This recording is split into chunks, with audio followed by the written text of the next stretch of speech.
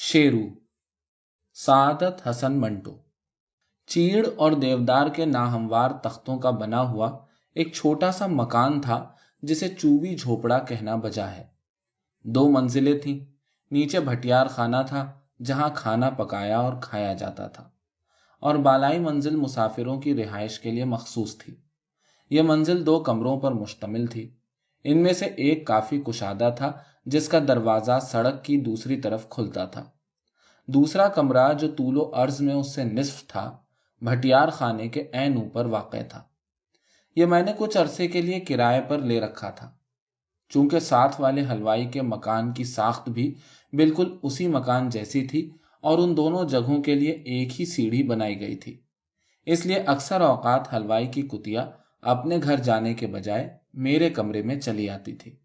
उस इमारत के तख्तों को आपस में बहुत ही भोंडे तरीके से जोड़ा गया था। पेच बहुत कम इस्तेमाल किए गए थे, शायद इसलिए कि उनको लकड़ी में दाखिल करने में वक्त सर्फ होता है। कीलें कुछ इस बेरब्ती से ठोकी गई थी कि मालूम होता था इस मकान को बनाने वाला बिल्कुल अनाड़ी था। कीलों के दरमियान फासले की यकसाई का कोई लिहाज न रखा गया था। जहां हाथ ठहर गया वहीं पर कील एक ही जर्ब में चित कर दी गई थी।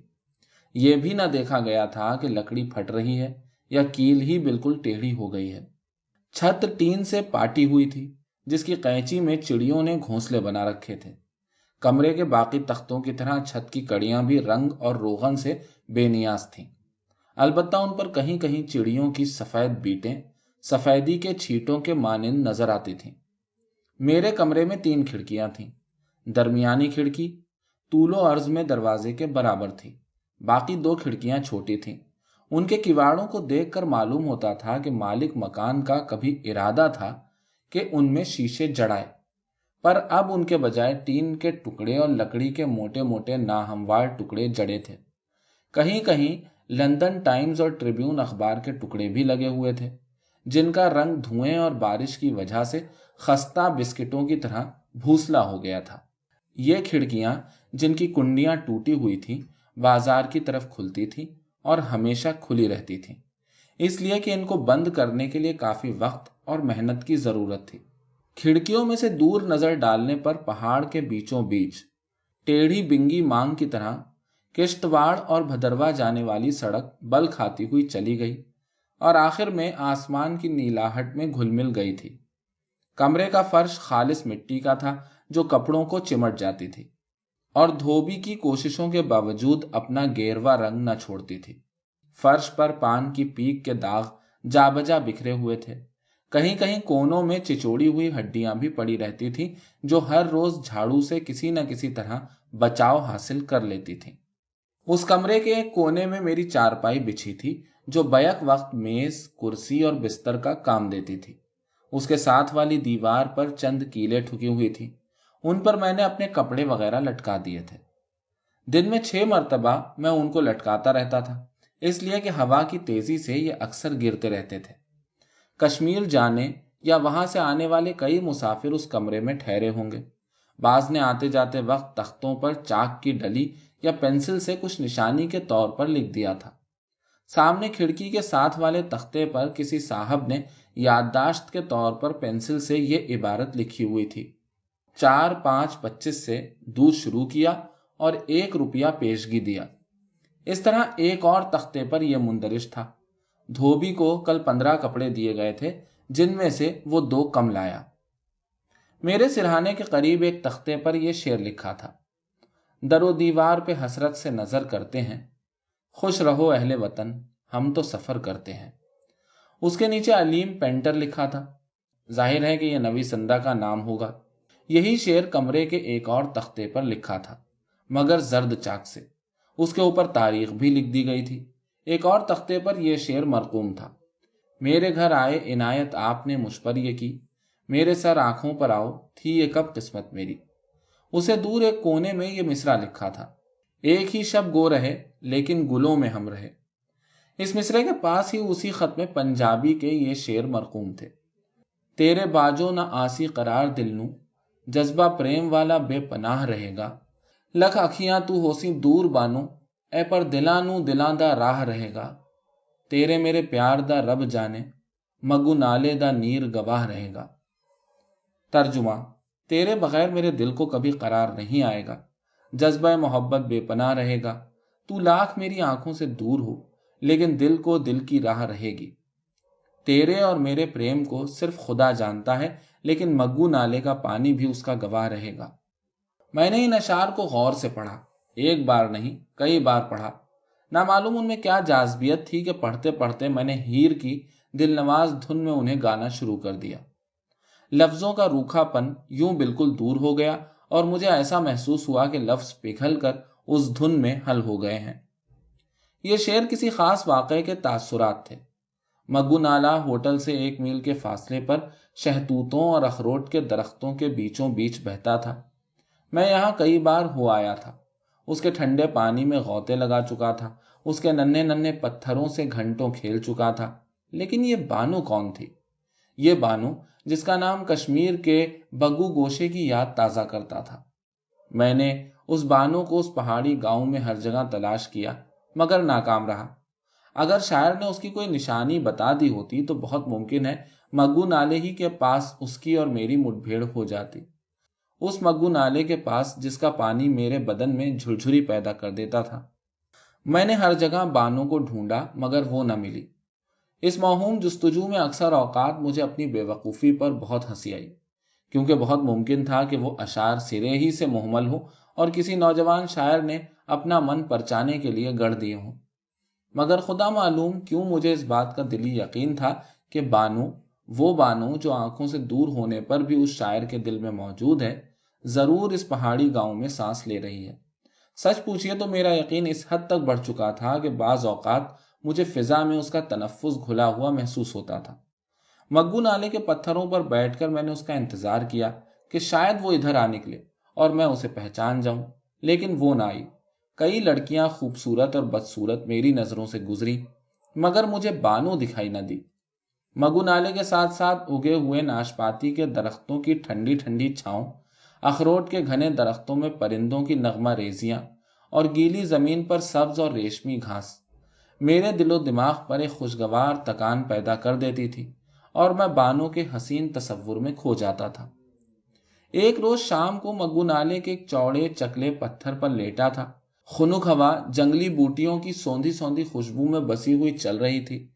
فضا کا ہر ذرہ ایک عظیم الشان اور ناقابل بیان محبت میں ڈوبا ہوا معلوم ہوتا تھا۔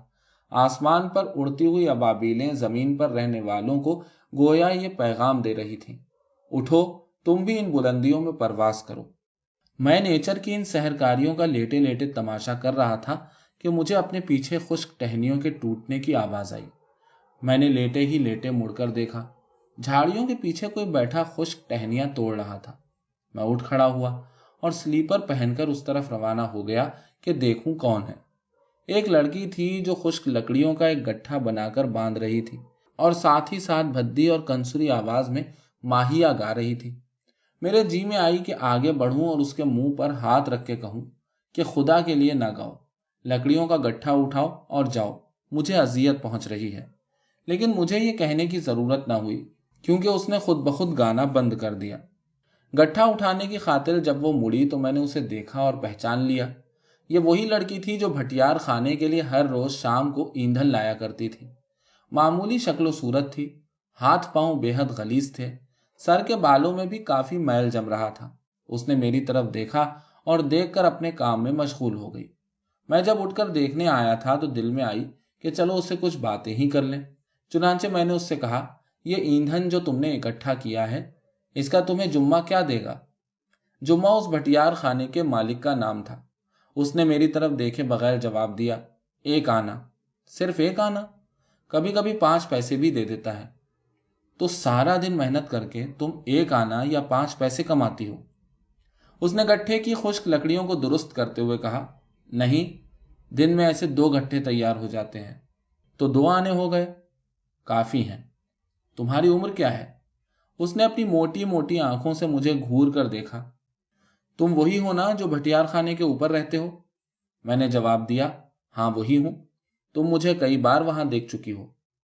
یہ تم نے کیسے جانا؟ اس لیے کہ میں نے تمہیں کئی بار دیکھا ہے۔ دیکھا ہوگا۔ یہ کہہ کر وہ زمین پر بیٹھ کر گٹھا اٹھانے لگی۔ میں آگے بڑھا۔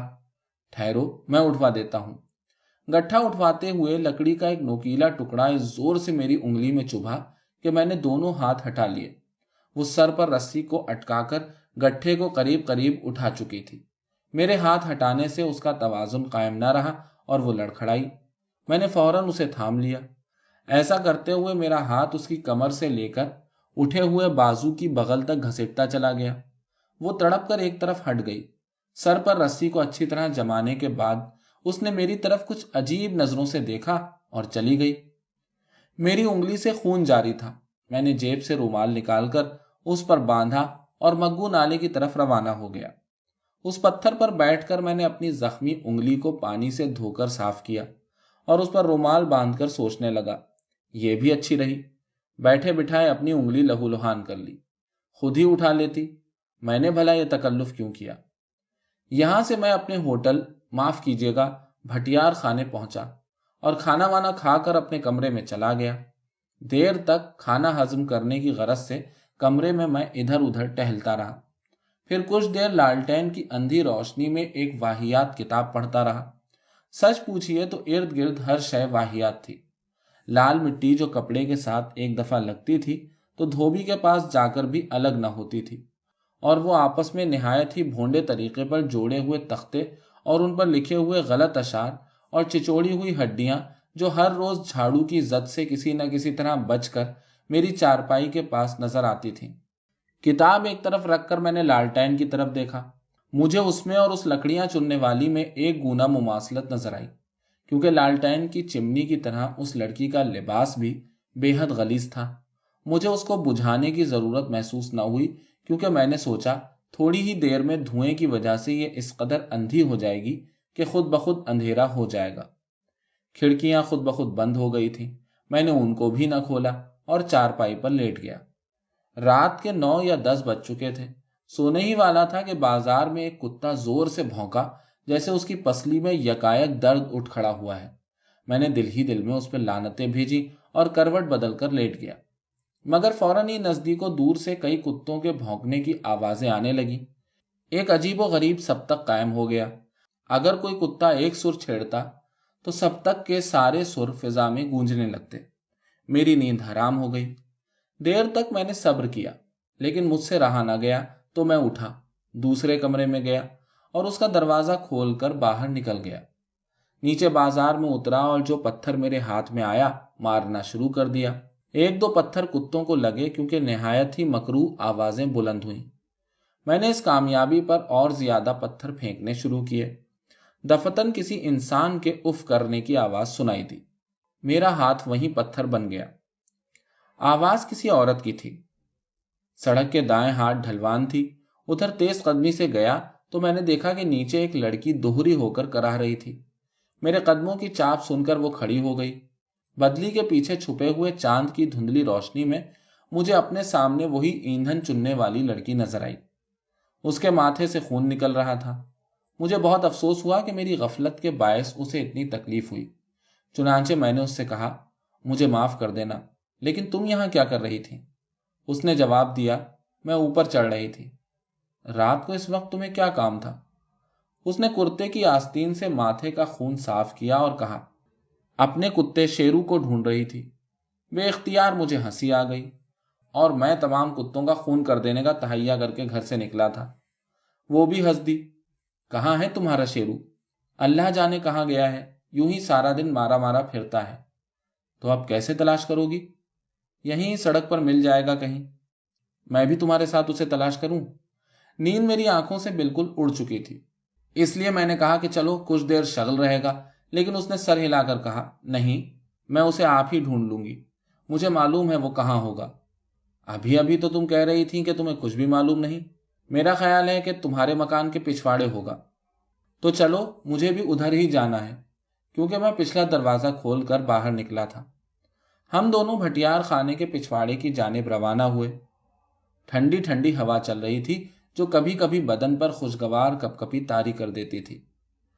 چاند ابھی تک بادل کے پیچھے چھپا ہوا تھا۔ روشنی تھی مگر بہت ہی دھندلی، جو رات کی خنکی میں بڑی پراسرار معلوم ہوتی تھی۔ जी चाहता था कि आदमी कंबल ओढ़ के लेट जाए और ऊट पटांग बातें सोचे। सड़क तय करके हम ऊपर चढ़े और भटियार खाने के अकब में पहुंच गए। वो मेरे आगे थी। एकदम वो ठिठकी और मुंह फेर कर अजीब व गरीब लहजे में उसने कहा, दूर दफान हो नामुराद। एक मोटा ताजा कुत्ता नमूदार हुआ और अपने साथ हलवाई की कुतिया को घसीटता हुआ हमारे पास से गुजर गया। दरवाजा खुला था। मैं उसे अपने कमरे में अंदर ले गया। लालटेन की चिमनी अभी मुकम्मल तौर पर सियाह नहीं हुई थी, क्योंकि एक कोने से जो उस कालक से बच गया था, थोड़ी थोड़ी रोशनी बाहर निकल रही थी। 2-2.5 घंटे के बाद हम बाहर निकले। चांद अब बादल में से निकल आया था। मैंने देखा कि नीचे सड़क पर उसका कुत्ता शेरू बड़े से पत्थर के पास बैठा अपना बदन साफ कर रहा था। उससे कुछ दूर हलवाई की कुतिया खड़ी थी। जब वो जाने लगी तो मैंने उससे पूछा, तुम्हारा नाम क्या है? उसने जवाब दिया, बानो। बानो? मैं इससे ज्यादा कुछ न कह सका। अब उसने पूछा, तुम्हारा नाम क्या है? मैंने जवाब दिया, शेरू।